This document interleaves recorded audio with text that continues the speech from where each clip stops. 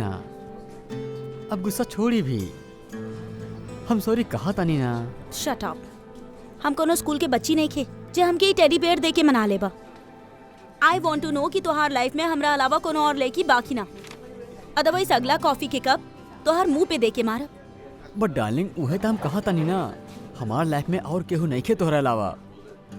आपका पेपर में लिख के दी। I don't believe you. अच्छा, हमारा पास एगो ऐसन चीज है जिसे तू जरूर मान जाइबू।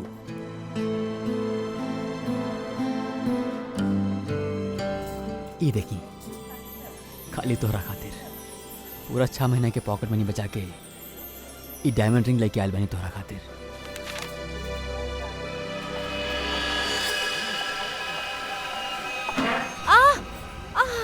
I'm so sorry. I'm so sorry. Oh, sorry. It's okay. हर लड़की तोहरे से आके टकरावेले और तू हमरा आगे सीधा बनेला। सुनैना, सुनैना सुनाता बाबू, सुनैना।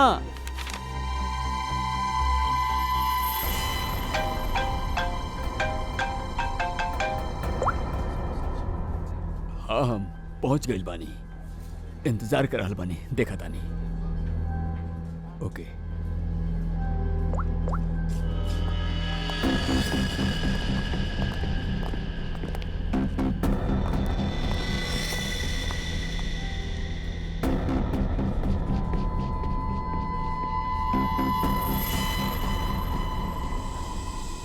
कब तक आप लोग गुंडा, बदमाश और अपराधियन के पीछे भागत रहब?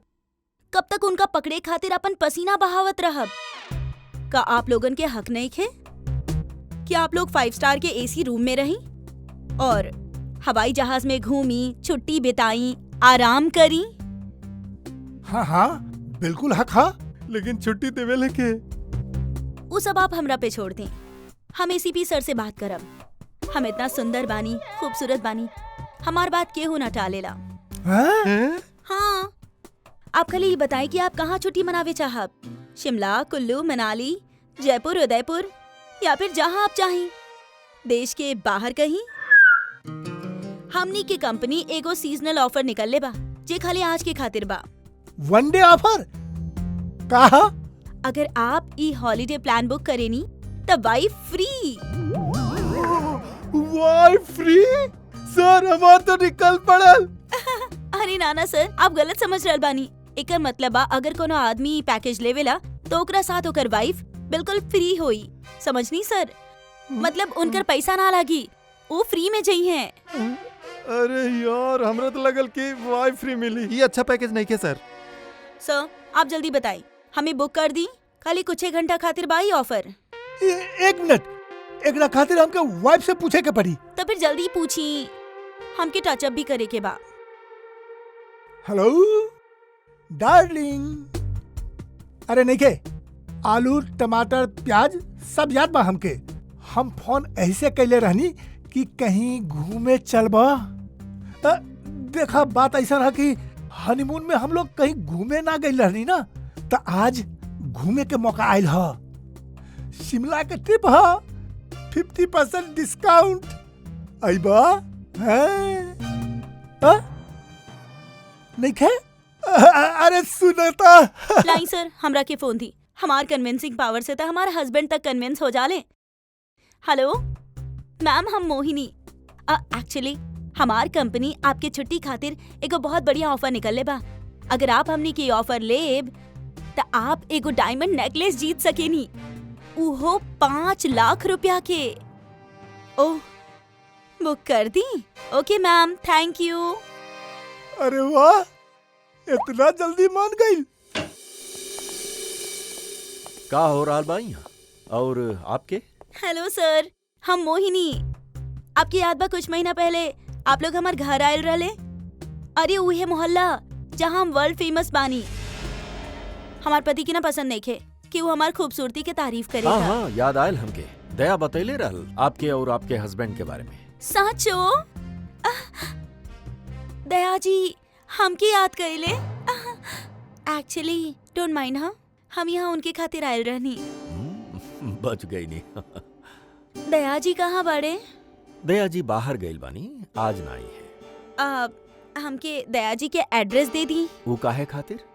ई हॉलिडे पैकेज उनके घर तक भिजवा दे हब। देखी उनकर चिंता आप ना करी, ई ब्रोशर हमनी के दे दी, हमने उनके तक पहुंचा दे। ओके बाय।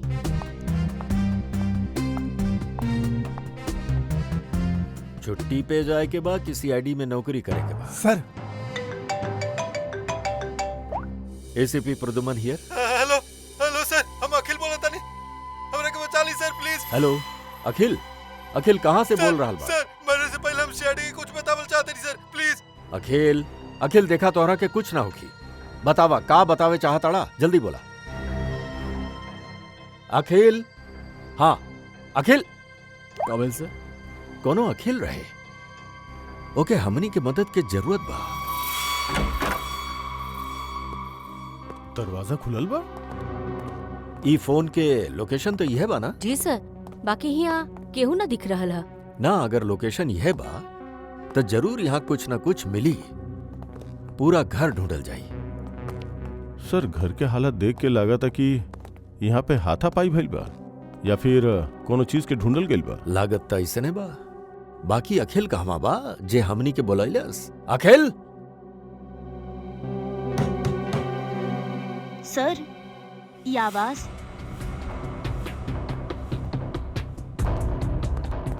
अखिल, अखिल, अखिल तू अगर यहाँ छुप के बैठल बड़ा तो घबरा मत, हमनी सीआईडी से बानी, कुछ ना होगी तोरा।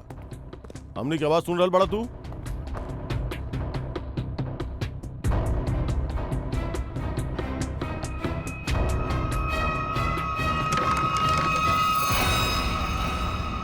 माय गॉड, ये अखिल है का? सांस चल रहल बा, निकाला एकरा। संभाल के। हाँ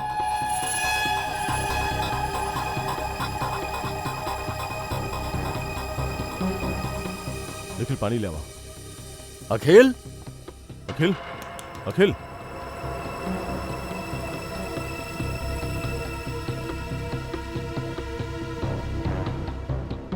हमके मत मारा, हमके मत मारा। ना ना हम कुछ भी ना घबरा कहले मत। बानी।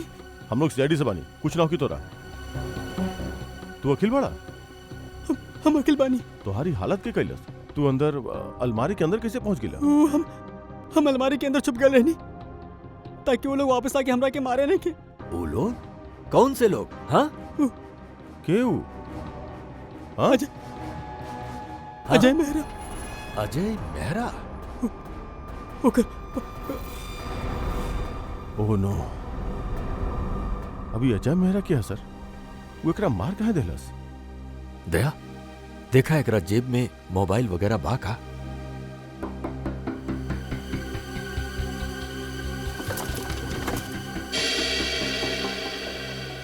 मिल गया सर। अजय मेहरा। फोन लगावा। घंटी बज रहा बा, उठा नहीं रहल सर। फोन उठा नहीं खे रहा।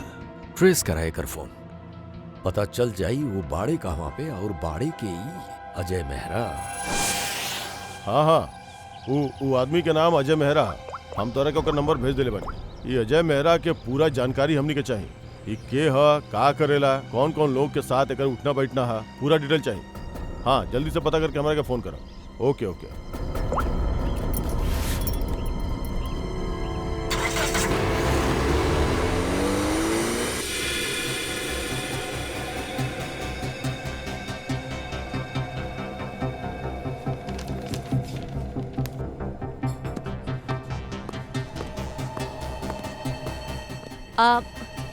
एक्सक्यूज मी,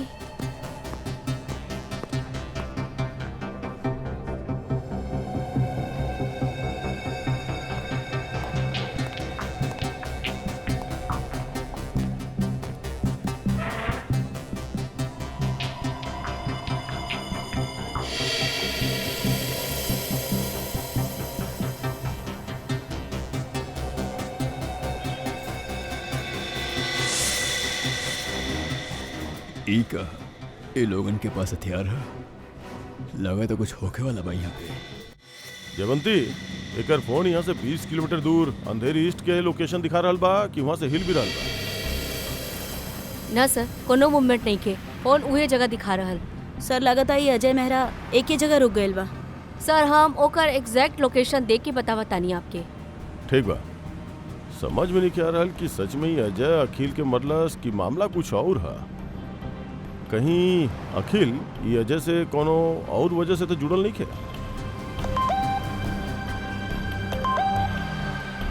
अजय मेहरा की इन्फॉर्मेशन आ गई। अजय मेहरा सत्यकाम अखबार के पत्रकार।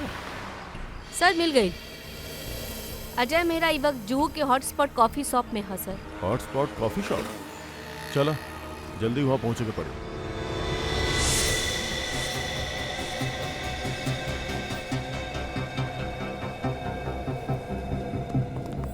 एक्सक्यूज मी, मिस्टर अजय मेहरा कहाँ बड़े? जी आप लोग के CID। वहाँ।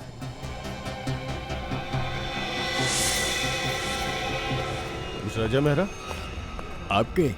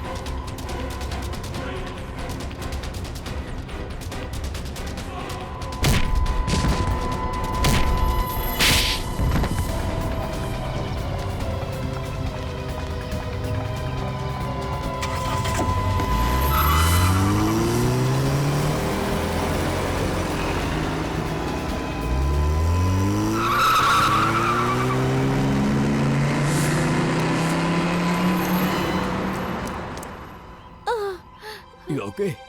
Huh? Get up, get up. Get up.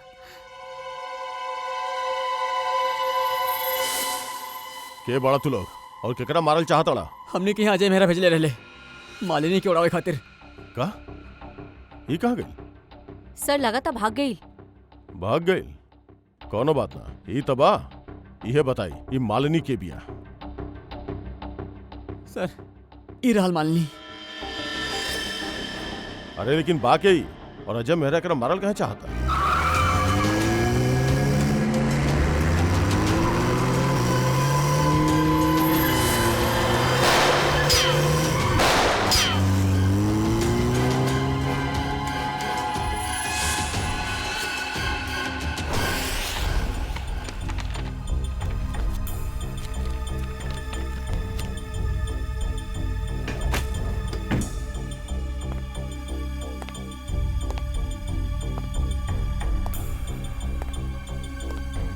कुछ मिलल निखिल?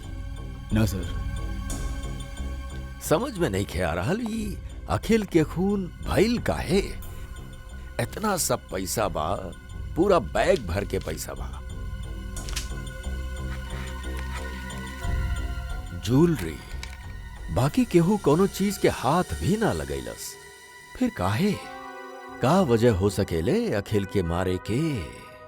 सर घर के हालत देख के लगा था कि हमलावर जरूर यहाँ पे कुछ ढूंढत रहल। हाँ, बाकी का खास चीज, कैसन खास चीज। एगो काम करतानी, ई घर के फिर से अच्छा तरह से ढूंढतानी।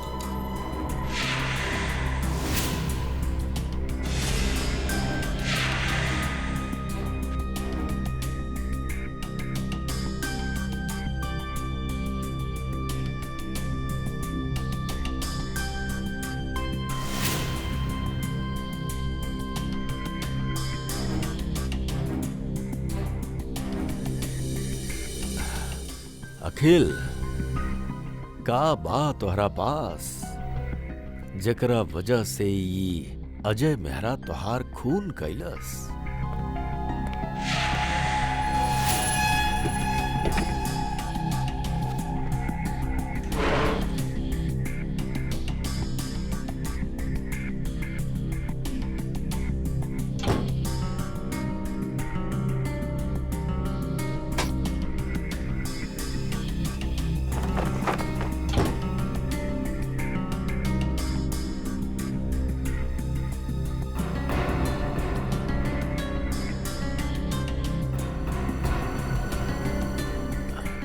ई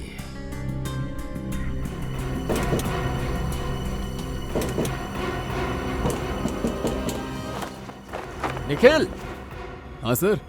यहाँ आवा। ई देखा, लगा था एकरा पीछे कुछ तो बा।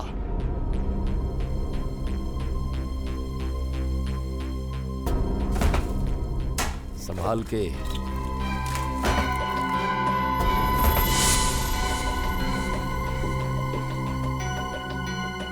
पेंटिंग छिपा के रख ले पड़े कैबिनेट में। यहां वा निखिल, एक खोल के देखा था नहीं।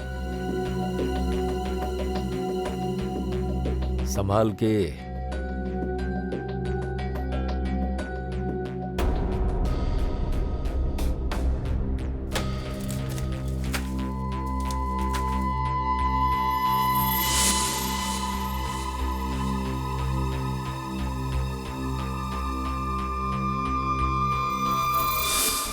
कोनो डायग्राम बा, कोनो डिजाइन बा। यही के वजह से अखिल के जान चल गई। यह तो चाहत रहा अजय मेहरा, ई जरूर कोनो चीज के डिजाइन बा का।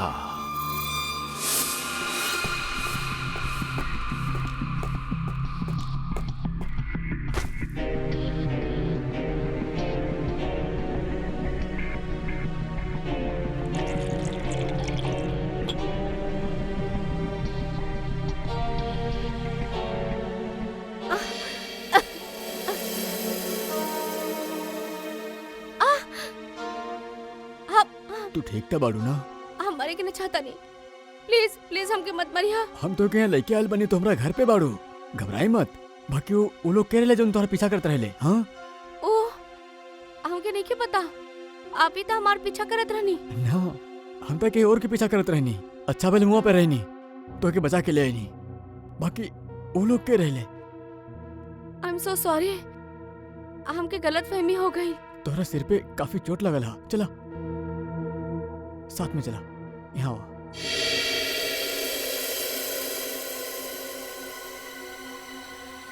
सोना चांदी के कसम एसपी साहब, मालिनी पे केहू गोली चलाइलस कॉफी शॉप में। आप लोग मालिनी के लेके ना आए साथ में? देखिए, सवाल पूछल हमनी के काम बा और जवाब देहल आपके। सॉरी सर। मालिनी जुहू वाला कॉफी शॉप में अक्सर जात रही, वहीं से हमनी के ओकर नाम भी मिला। आप लोग हमनी के खाली मालिनी के बारे में बताई, का जाने ली आप लोग? हमने के क्या पता, हमने क्या बताई? आप ऐसन करी, सोना चांदी के भाव बता दी।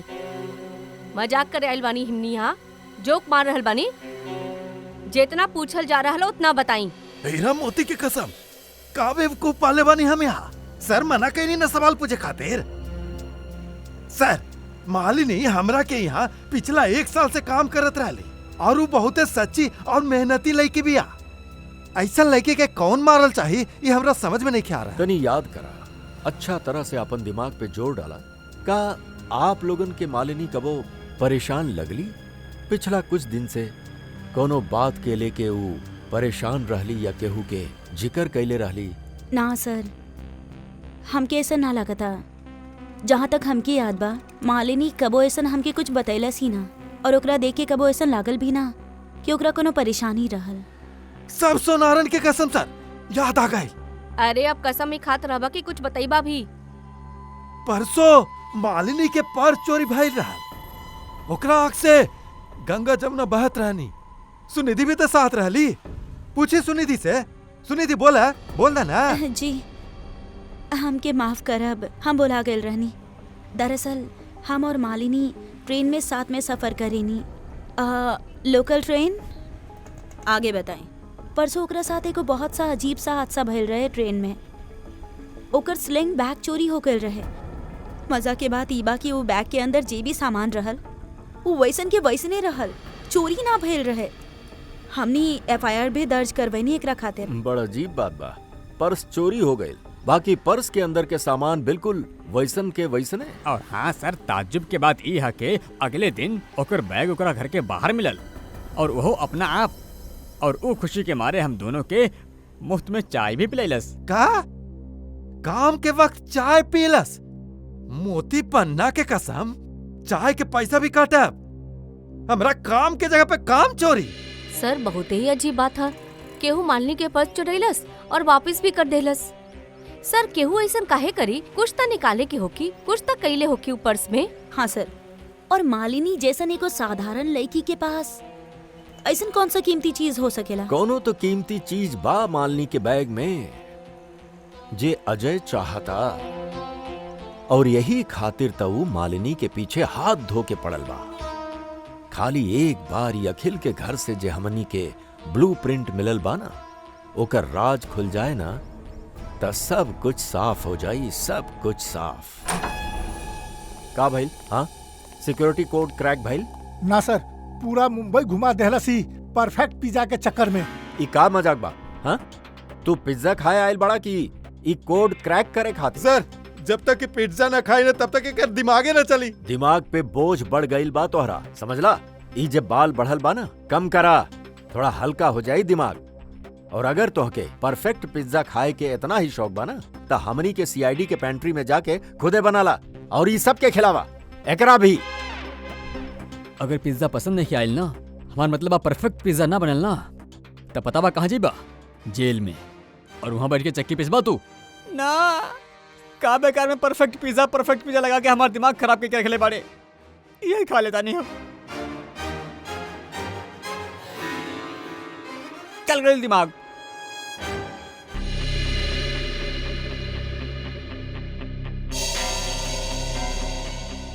ई ब्लूप्रिंट A++ कैटेगरी के सिक्योरिटी प्लान है। ई कोनो ऐसन जगह लगा के रखेले जहाँ पे बहुत सब सिक्योरिटी के जरूरत होखेले। आई सर, हम आपके 3D प्रेजेंटेशन दिखावता नहीं।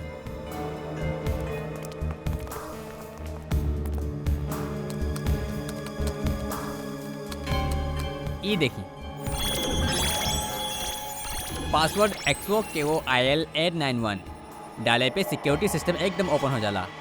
ये गैलरी से जाके तिजोरी के माइक्रोचिप और पासवर्ड डाला थी, एक इलेक्ट्रॉनिक गेट खुल जाई।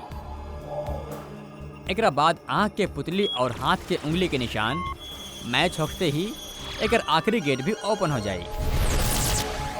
लेही वोल्ट आपके सामने है।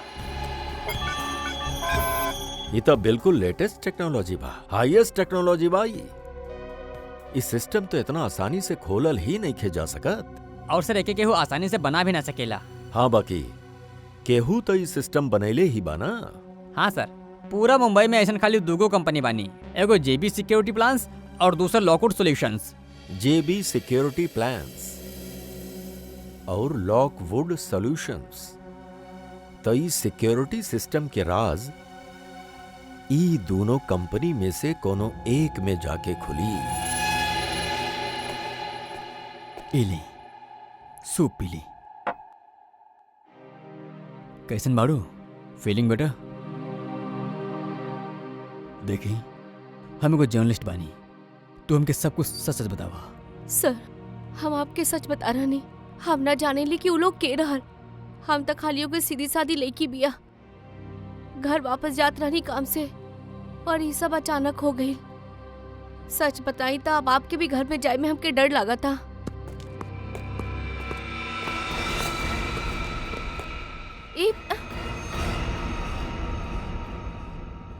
तू लोग हमारे घर में कैसे घुसैले?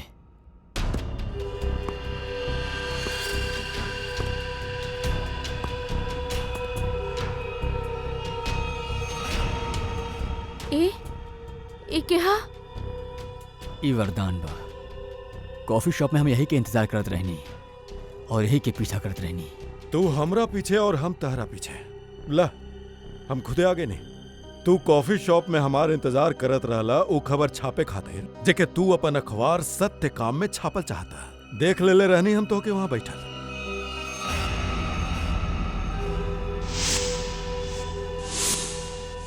तो फिर तू अपनी गुंडन के साथ हमके यहाँ डरवाइल बड़ा। ए, छोड़ाओ के। हमके बचा ली। देखा? हमके मार दी। हमके मार दी। ए, चुप। देखा लड़की के छोड़ दो, तो दुश्मनी हमरा साथ बा। खत्म कर दे एकरा। छोड़ दे हमके प्लीज। प्लीज छोड़ दे।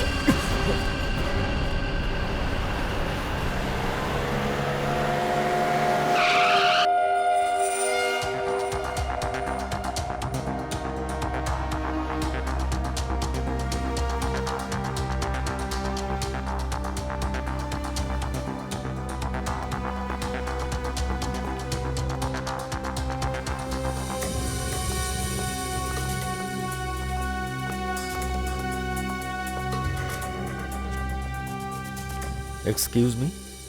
यस सर। देखिए, हमने सीआईडी से बानी। आपके डिजाइन डिपार्टमेंट के इंचार्ज से मिले के बाद हमने के 1 मिनट सर। रामा मैडम से कहीं कि सीआईडी उनकरा से मिले आइल बा। मैम मीटिंग में बानी, अभी आवा तानी।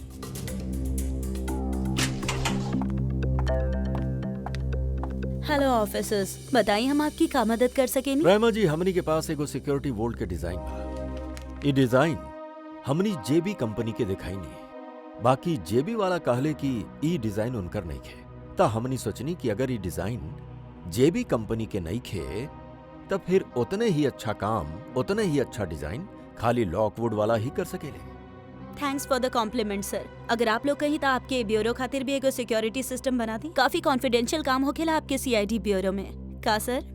आइडिया तो अच्छा बा। बाकी फिलहाल हमनी ई डिजाइन के बारे में बताई। हाँ, इधर हमारी डिजाइन कइल बा सर। XOKO IL 891 इधर एक्स सीरीज के बा सर। जॉन ज्वेलरी की तिजोरी की सेफ्टी खातिर तैयार कइल जाला। ओह, सर, जे शोरूम जहाँ पे मालिनी काम करत रहनी वो भी तो एगो गहना के ही शोरूम है। हाँ। रायमा जी, ई डिजाइन आप केकरा खातिर बनैले रहा? हाँ जी सर, हम आपके अभी पता होता नहीं। ये सब क्लाइंट के इन्फॉर्मेशन हमरा पास ही रहेला।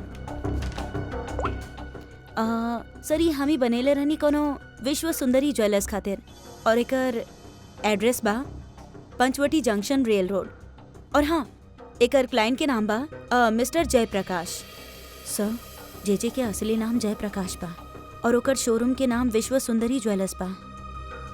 ओह, तो फिर श्रेया, अगर ये डिजाइन केहू के हाथ में पड़ जावे तो बहुते आसानी से विश्व सुंदरी सिक्योरिटी वॉल्ट में घुस के सारा सुपड़ा साफ कर सकेला। केहू के कानो कान खबर भी ना पहुंची। बाकी सर, वहाँ तो कोनो चोरी भइल ही ना। फिर ही सिक्योरिटी के ब्लूप्रिंट। ओह, तो यह बात हो कि ई अजय मेहरा इस सिक्योरिटी वॉल्ट प्रिंट खातिर अखिल के पास गए। जब ओके ई डिजाइन अखिल के पास नहीं के मिलल तो वो पीछे पड़ल मालिनी के। सर, बाकी हमनी ब्लूप्रिंट के कॉपी ऑलरेडी ओनर के दे देले रहनी। तो का रामा जी, ब्लूप्रिंट के डिजाइन एकर कॉपी हमार मतलब बा का और भी केहू ले जा सकेला? हाँ, बिल्कुल ले जा सकेला सर, अगर वो ऑथराइज पर्सन से लेटर लेके आए तब। शायद केहू लेके गइल भी होके। हाँ जी, हमरा पास एकर इन्फॉर्मेशन रहेला। चेक करके बताओ तानी आपके। सर, तनी चेक करके बताए प्लीज। 2 दिन पहले केहू आयल त रहल विश्व सुंदरी ज्वेलर्स से। के आयल रहल? जे कोनो मिस सुनिधि कह के रहनी। सुनिधि?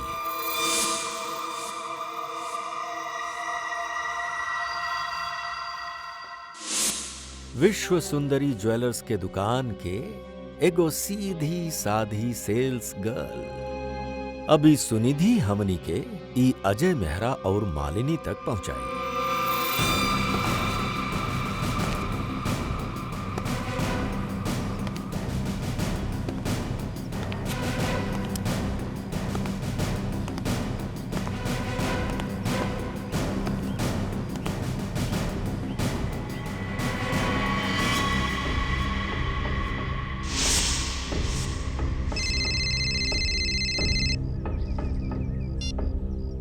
Hello hello Raghu.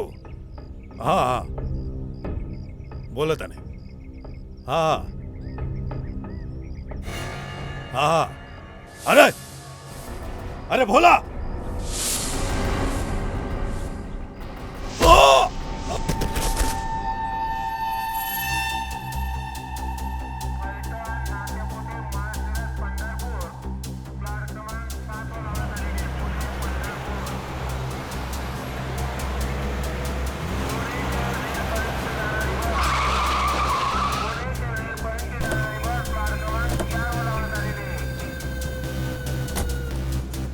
तने देखा आसपास वो लड़की कहाँ भी है? हाँ भाई साहब ये लड़की के कहीं देख ले बानी आसपास?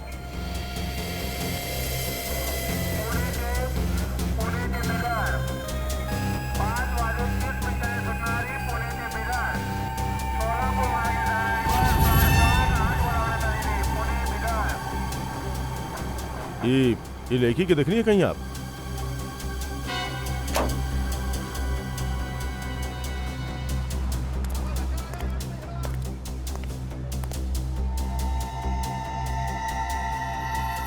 हाँ श्रेया। सर वो लड़की तो अभी तक कहीं दिखल ना, कहीं ऐसा तना क्यों? ना ना वो एजे कहीं भी है और ओकर मोबाइल के लोकेशन अभी भी एजे दिखा रहा बा ना? हाँ सर अजय बा। तो एजे होखी ढूंढा ओकरा क्या?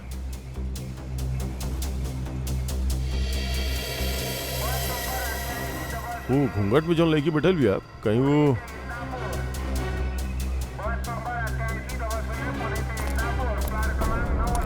एक्सक्यूज मी जी अपन चेहरा दिखाएं प्लीज। काहे के बानी आप? देखिए हमने सीआईडी से बानी।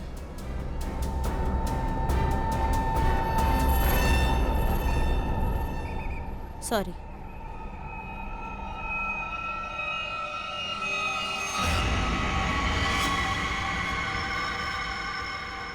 श्रेया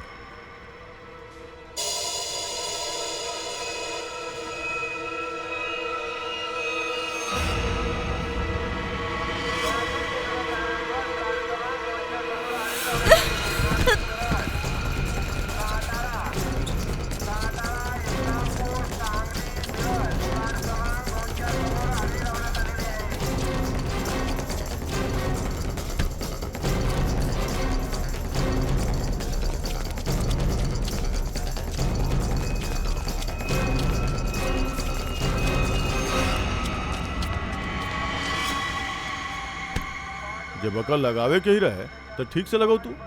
हाँ ये घाघरा चोली के साथ ही स्पोर्ट्स शूज पहन के भागत रहलू तू। लॉकवुड से तू ब्लूप्रिंट चुरा के कुछ समय खातिर मालिनी के बैग में रख देलू और ओकरा बाद तू अखिल के दे देलू। का सही करल बनी ना? सुनिधि काहे कैलू तू ऐसन? का प्लान कर रहे तो आज जे कि यहाँ चोरी कर चाहत रहलू तू?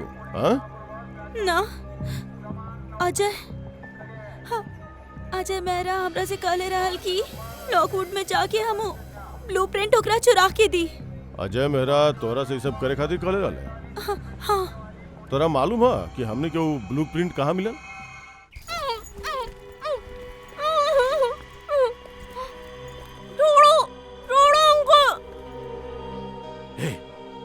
बताओ कहाँ हो? कहाँ?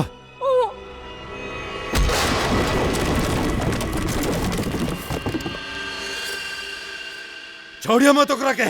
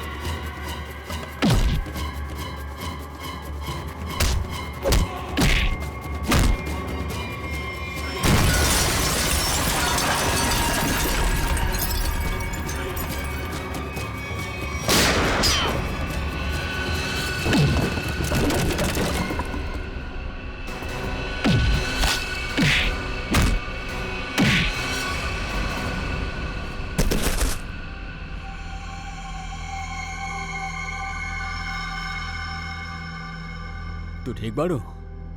हाँ, आप हमारी जान बचा लेनी। आज अगर आप नहीं रहती तो शायद हम जिंदा ही न रहती। आप हमारी जिंदगी में बिल्कुल एगो फरिश्ता की तरह आइल बानी।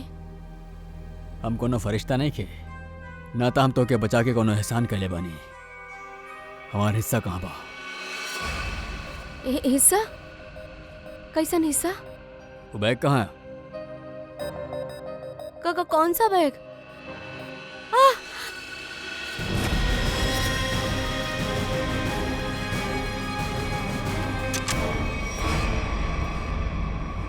का बात बा अजय मेहरा, तू तो पूरा मैदान ही साफ कर देला।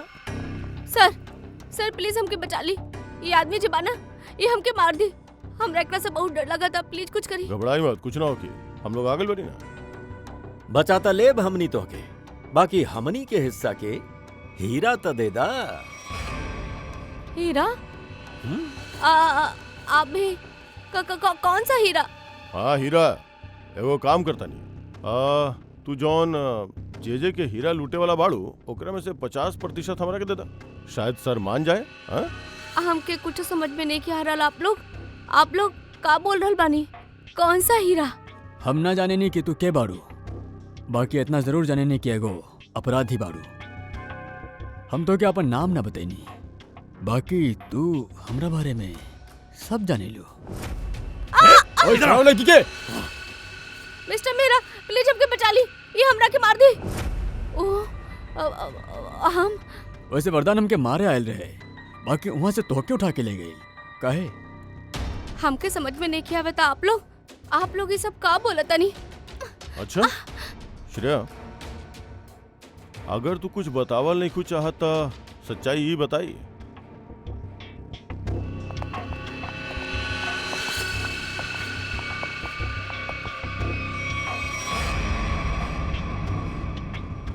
मालिनी, हमरा के माफ कर दिया। हम ही लोगन के सब सच बता दे ले बानी। का है मालिनी जी, तू ही सुनिधि से कहलू ना अजय के नाम लेवे खाते कि वो ब्लूप्रिंट ओकरा पास बा। बाकी ब्लूप्रिंट्स अखिल के घर में मिलल हमनी के। तोरा मालूम बा हमनी के वो ब्लूप्रिंट कहाँ मिलल? हमरा के ना पता, बाकी आज हमरा से कहले रहे ई बात सच बा। अच्छा ठीक है, ये बतावा कि तोहार प्लान रहल का? वैसे हमार का प्लान हो सकेला? अजय चाहत रहे ना कि ब्लूप्रिंट हम ओकरा के चुरा के दी। हम बस वही कही नहीं। तो ब्लूप्रिंट अजय के दे देलू? हाँ, हम ओकरा ब्लूप्रिंट देनी। ओकर बाद का भाई? ओकर बाद हमरा कैसे पता होई? हमनी के पता बा। हमनी के अजय मेहरा बतौले कि वो ब्लूप्रिंट देखले ही ना, उनकरा पास नहीं क्यों? का? झूठ बोला था वो। हम ही तो ओकरा ब्लूप्रिंट ला के देले रहनी। हाँ, इसे कैसे? सुनिधि, अगर तू ब्लूप्रिंट अजय मेहरा के देले रहलू ता वो ब्लूप्रिंट अखिल के घर में कैसे मिलल? देखी सर, वो ब्लूप्रिंट हम अजय के दे देनी। ओकर बाद ओकर का कैलस, केकरा देलस, हाँ हम कैसे बता सकेनी? आप लोग को काम करी ना, अजय से पूछी, अब उहे बताई ना। बताओ दानी। मालिनी, ऐसे साफ जाहिर बा कि तू अजय के बदनाम करे चाहत रहलू। काहे मालनी? सब कुछ समझ में आ गई, के कुछ और समझा दी। चला बोला। हाँ, ये पूरा जाल हमें बिछौले रहनी ताकि हम अखिल से पीछा छुड़ा सके और अजय के हमरा पे शक भी न होके। हम पिछला 6 महीना से डायमंड स्मगल कर रहल बानी। जे जॉन डायमंड मर्चेंट हा, ओकर दोस्त अखिल के हमरा बारे में सब कुछ पता चल गई और अखिल हमरा से कहलस कि वो हमार भांडा फोड़ दी। और अखिल के सबसे अच्छा दोस्त अजय हमरा खिलाफ सब सबूत इकट्ठा कैले हमके जिंदगी भर जेल में डाल देती ता। और तू जेल जाइल ना चाहत रहलू, तू अखिल के ए तरह से मरोलू जैसे कि लगे कि अजय ओकरा के मरले बड़े। बिल्कुल, एकरा कहल जाला ए तीर से 2 निशाना। यहाँ बेचारा अखिल भी निकल लेलस और अजय हमरा प्लान में फंस गई। जे हमके फसावे चलल रहे सब कुछ परफेक्ट रहल। अजय वरदान के पीछा करते करते कॉफी शॉप आ चुकल रहे और तू तबू हैंडबैग के नाटक कैलू और गुंडन से अपना आप पे हमला करवैलू वो कॉफी शॉप में, ताकि हमनी के लागे कि गुंडा लोग तुम्हारी बैग के पीछे पड़ल बाड़े। एकर मतलब कॉफी शॉप में जे कुछ भी भइलू सब एगो नाटक रहल। हाँ, हम जानत रहनी कि अजय मेहरा हमके वो गुंडन से जरूर बचाई। बाकी पता न रहल तक खाली एगो चीज कि सीआईडी हुआ पहुंच जाए। और तबे तोहार खेल खराब हो गईल, काहे कि वरदान हाँ, वरदान लालची हो गेल रहे। अब ओके हमके पैसा न चाहत रहल, ओकरा हीरा में हिस्सा चाहत रहल। हाँ, प्लान तो बहुत अच्छा रहे, बाकी अब का करी। अजय मेहरा तोहार पूरा प्लान चौपट कर देले। अब बहुत हो गए तोहार नाटक। अब जेल में बैठ के अपन नाटक के क्लाइमैक्स ढूंढिया। बाकी तोहार ही नाटक के क्लाइमैक्स होखी फांसी के फंदा। ले जाई दोनों के। थैंक यू वेरी मच अजय मेहरा, तू हमनी के बहुते बड़ मदद कैला। इमे थैंक यू के का बात है सर। अगर हमने सच के साथ बानी तो जिंदगी में कबो हार ना माने के चाहिए, और ये आप और आपके पूरा टीम कर रहल बा। All the best.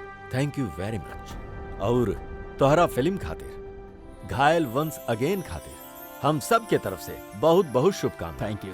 All the best. Thank you very much. Thank you.